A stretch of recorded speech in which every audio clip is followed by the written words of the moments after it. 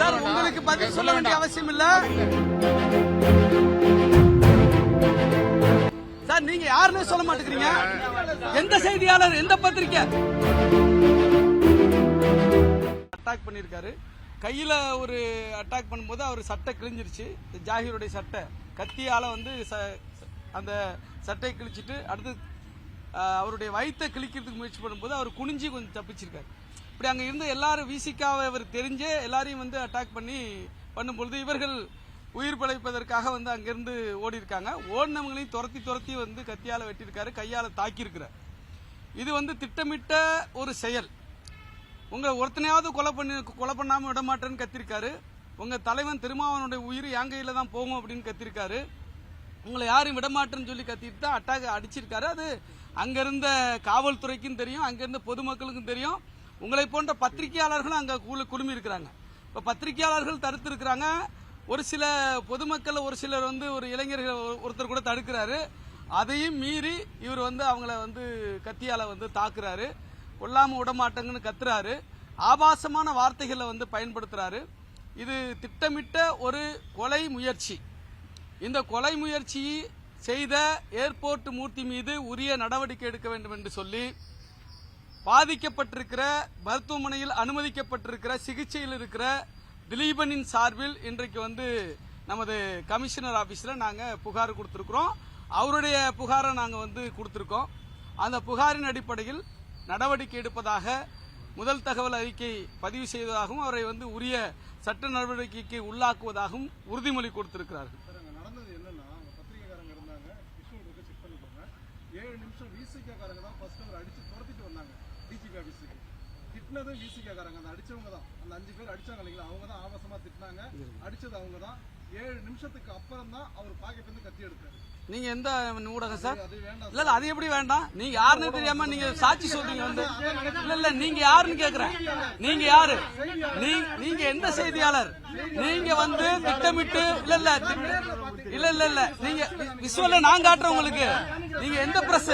நீங்க எந்த பிரஸ்? இல்ல நீங்க எந்த நீங்க எந்த பிரஸ் தெரியாம செய்தியாளர் மொட்டையா சொன்ன அப்படி?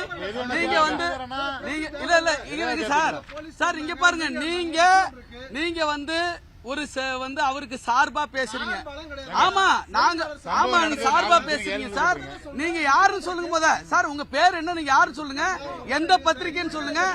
நீங்க இருங்க நீங்க பிஜேபி ஆளு ஏர்போர்ட் மூர்த்தியால் தூண்டி விடப்பட்டு இங்க வந்திருக்கிறாரு. நாங்க புகார் கொடுக்க போறத தெரிஞ்சுக்கிட்டு நீங்க வந்திருக்கிறீங்க. என்ன யார போய் கேக்குறீங்க? நீங்க யாருன்னு சொல்லுங்க சார். நீங்க யாருன்னு சொல்லுங்க சார். நீங்க விசுவல் எங்கிட்ட இருக்கு சார். நீங்க தப்பா பேசுறீங்க.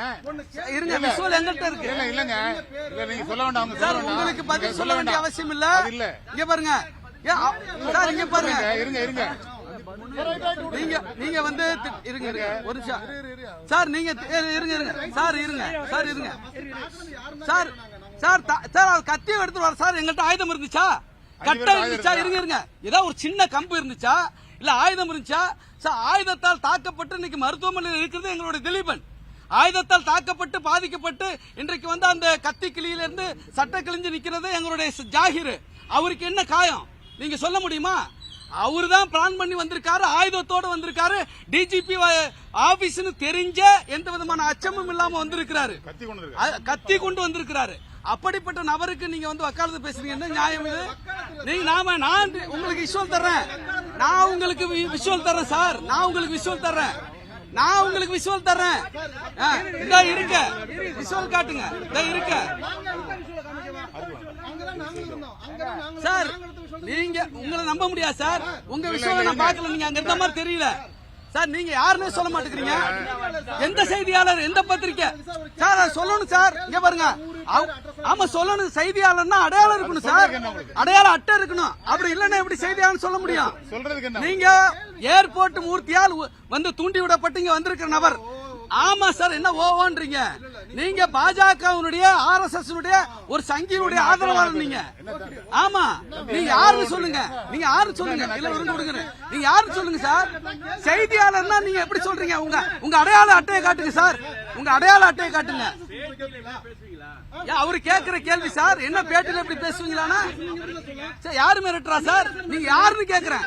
மிரட்டானா இல்ல, நீங்க யாருன்னு கேக்குறேன் சார். நீங்க யாருன்னு கேக்குறேன் சார். கேள்விக்கு பதில் சொல்றேன் சார். நீங்க யாரும் தெரியாம எப்படி சொல்லிட்டேன். இருங்க சார். இல்ல அப்படி கிடையாது சார். நீங்க யாருன்னு கேக்குறேன்ல, நீங்க பத்திரிக்கையாளர் சொல்லணும்ல. நீங்க யாருன்னு கேக்குறோம்ல, நீங்க யாருன்னு காட்டுங்க. அப்புறம் இல்லன்னா எப்படி? இல்லன்னா இருக்கட்டும், இல்லன்னா எப்படி சார்? நீங்க பத்திரிக்கை, நீங்க கேள்வி கேளுங்க சார், நான் பதில் சொல்றேன்.